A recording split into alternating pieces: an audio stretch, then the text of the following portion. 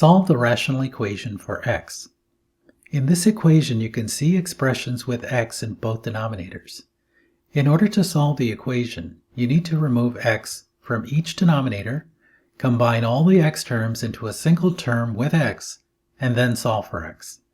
With this equation, you need to multiply both sides of the equation by the expression x plus 1 and x minus 2, like this.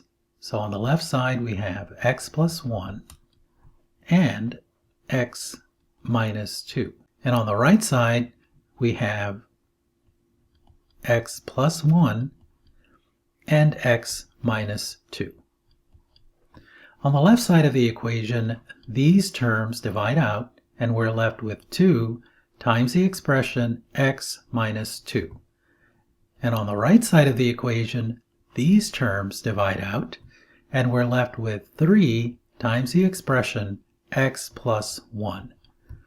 Simplify by distributing the 2 on the left side of the equation and the 3 on the right side.